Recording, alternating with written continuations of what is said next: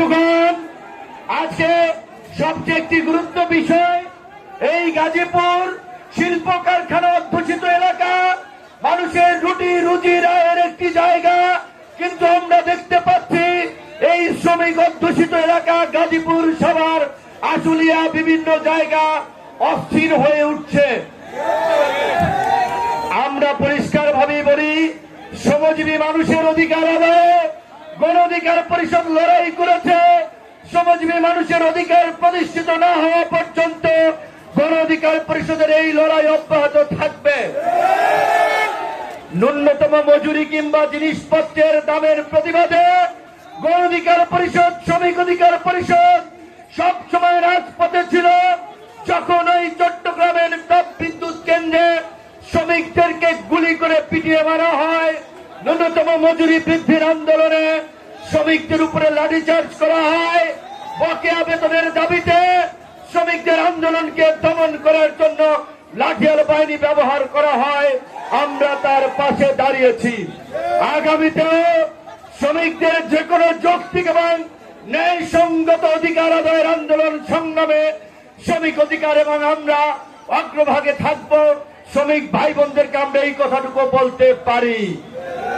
একই সাথে এই যে ৪৫ থেকে ৫০ লক্ষ মানুষের কর্মসংস্থানের জায়গা এই গার্মেন্টস সেক্টর, এই garments sector Vietnam, Bharat, Cambodia সহ যারা বাংলাদেশের প্রতিযোগী, বিশেষ করে আমাদের পতিত স্বৈরাচার এবং তার দোসররা এই রপ্তানিমুখী খাতকে ধ্বংস করার জন্য, বাংলাদেশের অর্থনীতিকে ধ্বংস করার জন্য আমরা গোয়েন্দা সংস্থার মাধ্যমে খবর পেয়েছি হাজার হাজার কোটি টাকা ইনভেস্ট করেছে। কাজেই আমার শ্রমিক ভাই বন্ধুদের প্রতি অনুরোধ থাকবে, কারো উস্কানিতে পা দিয়ে মিল কারখানায় কোন ধরনের বিশৃঙ্খলা করবেন না। কোন ধরনের আন্দোলন করে শিল্প কারখানা বন্ধ করবেন না। আপনাদের যদি কোনো দাবি থাকে, আপনাদের যদি কোনো অন্যায্য অবিচার অন্যায়ের বিষয় থাকে, আজকে দেশের পুরো দেশের জনগণকে সাক্ষী রেখে কথা বলছি, গণ অধিকার পরিষদের কেন্দ্রীয় স্থায়ী কার্যালয় আলরাজি কমপ্লেক্সের ৩ তলায় যাবেন। আপনাদের প্রত্যেকটি দাবি আদায়ে আমরা রাজপথেও থাকবো, আলোচনার মাধ্যমে সমাধানও করব। কিন্তু বন্ধুগণ, আপনাদেরকে ভুলে গেলে চলবে না, এই সবেমাত্র ২ মাস হয়েছে ছাত্র জনতা গণ অভ্যুত্থান করে একটা ফ্যাসিস্ট শাসনের পদত্যাগ ঘটিয়েছে, একটা ফ্যাসিবাদী শাসনের অবসান ঘটিয়েছে। এই ফ্যাসিবাদী শাসকরা গত ১.৫ দশকে অন্তত কয়েক হাজার পরিবারকে হাজার কোটি টাকার মালিক বানিয়েছে, কয়েক লক্ষ পরিবারকে শত শত কোটি টাকার মালিক বানিয়েছে। কাজেরা এই সরকার যেন সুন্দরভাবে দেশ চালাতে না পারে, বাংলাদেশ যেন একটি ব্যর্থ এবং কার্যকর রাষ্ট্রে পরিণত করে, তাই তারা নানামুখী চক্রান্ত করছে। তাই তাদের চক্রান্ত সম্পর্কে সজাগ এবং সতর্ক থেকে দেশকে স্থিতিশীল রাখতে হবে। দেশের অর্থনীতির চাকাকে সচল করার জন্য গার্মেন্টস সহ সকল সেক্টরকে স্থিতিশীল রাখতে হবে।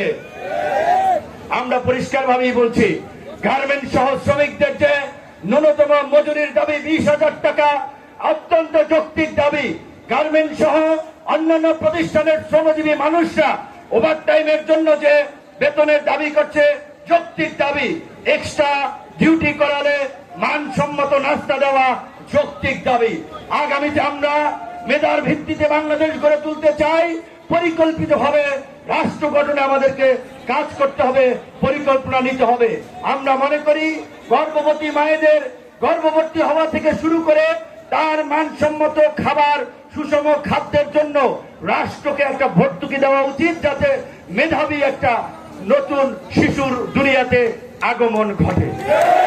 মেধাবী শিশু তৈরি হলেই আগামীর সুন্দর ভবিষ্যৎ গড়ে উঠবে। এই যে আমাদের শ্রমজীবী মানুষ চিকিৎসা পায় না, ঢাকা মেডিকেলের বারান্দায় ঘুরতে ঘুরতে জুতা স্যান্ডেল ক্ষয়, পিজিতে একটা সিট পাওয়া যায় না, বেসরকারি হসপিটালে সবাই চিকিৎসা নিতে পারে না, এই অন্তর্বর্তীকালীন সরকারকে আমরা বলবো, বাংলাদেশের 53 বছরে আপনারা রাষ্ট্রকে পুনর্গঠনের যে সুযোগ পেয়েছেন, দলমত নির্বিশেষে সকলকে নিয়ে রাষ্ট্র পুনর্গঠন করুন।